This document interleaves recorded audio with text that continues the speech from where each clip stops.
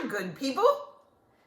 Well, today I had a little bit of leftover boneless chicken breast from dinner. I was making chicken romano, and you know, once you pound out chicken, it just goes and goes. So filled up the whole skillet. So I had some left over that is already thawed out.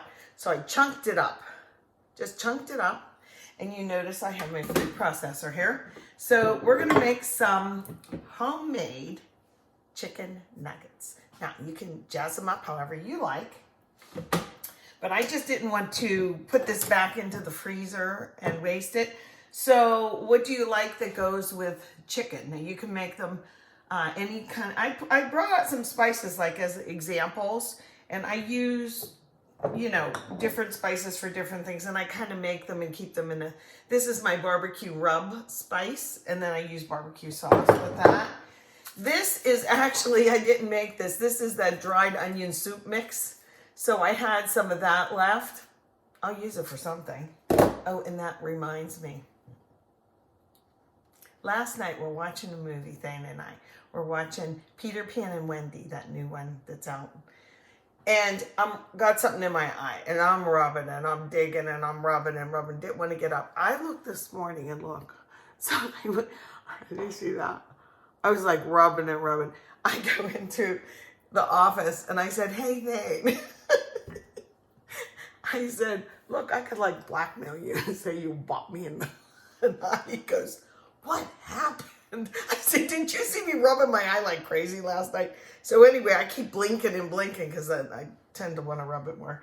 Anyway, but just in case you were wondering. Anyway, so we're going to start with chicken.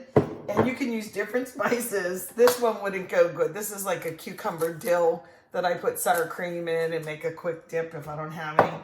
This is like a fajita thing. Oh, I didn't make this one either. I bought this. And to keep it a little fresher, I put it in a jar. It's like not taco, it's fajita. And of course, garlic, salt, and ranch dressing, homemade ranch dressing. I'll show you how to do that too. So let's get down to business. What I want to do is mince this up. So I chunked it up so that it would go a little faster, okay? Let me do that first. Now, I'm gonna use onion, a piece of fresh onion. And I have another piece, but I'm not sure if I'll need it. I'm gonna kind of sort of taste it as I go. You don't want to be eating raw meat. Well, I don't. But I can kind of get a sense of the flavor as I go. I am going to put a little garlic powder in mine. And, you know, you guys know probably what's in chicken nuggets that you buy, especially those frozen ones. Oh, look on the back. There's a lot of sugar and stuff in there, too.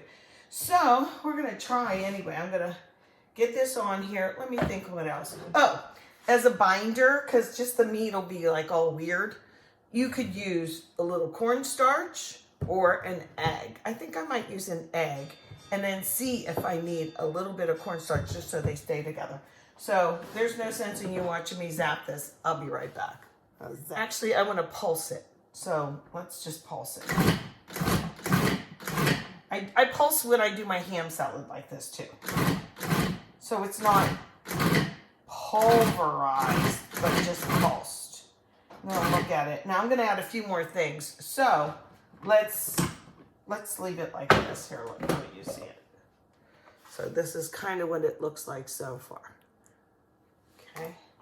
Get that on there. And then, oh, I forgot. I have to grab something. Okay, I'm back. I had a little bit of leftover baked potato. So I took the meat out, and I'm gonna put that in, because chicken and potato with a little spices, and onion flavor. Onion goes with potato, goes with the chicken. So I'm gonna put that in. That could be our binder, guys. So we're experimenting here together.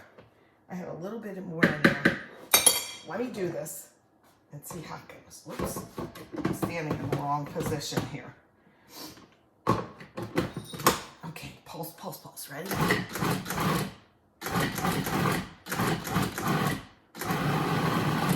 trying to, yeah, like that. Okay, now like I said, we are going to breadcrumb this up. But I want to do this and see if it'll be sticking together enough. Okay, like I'm going to make them a lot bigger. And I am going to put them in the air fryer. So I'll just do like this and see if it holds.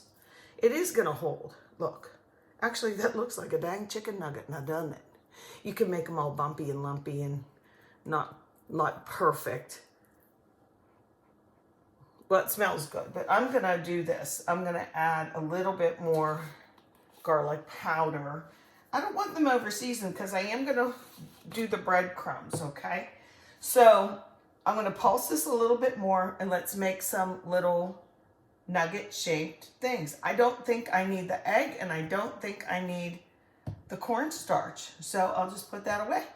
Very simple ingredients, and they'll be really good. I am going to fry them in the air fryer. Okay, here's the next stage. Okay, I took my scooper just so that they're somewhat even, so they cook even. And I just go 1, 2, 3, kind of get that air out if there's any in there. And then I don't even make them perfect. I just set them down in I'm using panko. You can use what you like. I guess you could even use seasoned breadcrumbs, or you could put some cheese or something in there. But I just, whoop, that one's not very big. I just want to get these going. 1, 2, 3. Air out like that, and then I just press them and press them.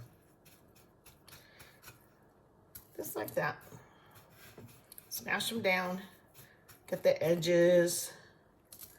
Smash it down. You can make it as big or small or whatever as you want, okay? And then I just keep scooping away like this, like that. 1, 2. Smash, smash. Edge, edge, edge. We'll get the air fryer nice and hot. And then I'm going to spray them with a little avocado oil from a sprayer. Before I put them in the air fryer, I want you to see how many that made. And they're kind of meaty. They're kind of thick. So, like I said, you can make them however you want. But I was thinking about this as I was just, and it took me lickety-split a second to just do this. You know, when you're at a party or having people over, I always like and prefer like a hot appetizer. I love my chips and salsa and all that jazz, but have you noticed how the warm appetizers go first? Even if it's a bag of pizza rolls, it goes first. So these are great. You can make them smaller, you can make them round, you can put toothpicks in them. You can have a dipping sauce next to them. If you did that though with a toothpick so they don't slide off, I would probably maybe put that egg or a little cornstarch in there. But you can season them how you want. You know, chickeny taco ones with a ranch dip. You know, just use your imagination. Let me know how you would do them. But I am going to spray these little ones, test ones, with a avocado oil. Okay. I'm just going to do 3 for now. So let me put those in. And we'll get it going. I'm going to let it heat up just a teeny bit, okay? And then I'll put them in and we'll see how many minutes they take to cook. They should come to 165 internal temperature, or just break them open, you can tell. This is so loud, I have to open it. Look, it's just been 2 minutes from 20, counting down. I had it at 390, but these need flipped already. Oh my. Yes. They're getting brown already. I'm just going to flip them. But let me show you. See how they're getting brown already? I'm just doing 3 kind of as a test to see how long. So I'll put them back in and then maybe another 2 minutes, but I'll check that internal temperature. Anytime I do something new, you have to do it along with me. Sorry. It's like, should I put garlic in? Should I put this in? Blah, blah, blah. Let's see how long it takes and then we'll taste them. But they really smell like onions right now. And I only used, I only used a 1/4 piece of onion, 1.5 chicken breasts. This, you saw what, a little garlic salt in there? They smell so good. The kids are going to love them. Leave out the garlic if you don't want that in. Okay, we are about at 7 minutes total at 390, so they look done to me. Ooh, hot. But I am going to check them with my instant read thermometer, okay? So let me get one out. See if I can do this with one hand here. Get this out of the way. It's so hot. Yike. Okay, so here it is. Very hot. And I'm going to try and do this in front of you. So it says 79 or whatever. When you're using any kind of thermometer, you don't want to go the whole way through. Try and get it, in the middle of whatever you're testing. And don't let it hit bone if you're doing like chicken and stuff. Oh yeah, this is way more. Look, I'm coming in hot, y'all. Literally. So, ow, it is hot. So I'm going to cut it and taste it. Smells like onion. Maybe I put too much onion in. I don't know. Oh, I can see look, I can see a little piece of onion right there. Can you see that? So depending on how much you pulse it up, it smells so good. Okay, here it goes. Hot. Very oniony. I think that was too much onion. But I like onion. That's good. Very good.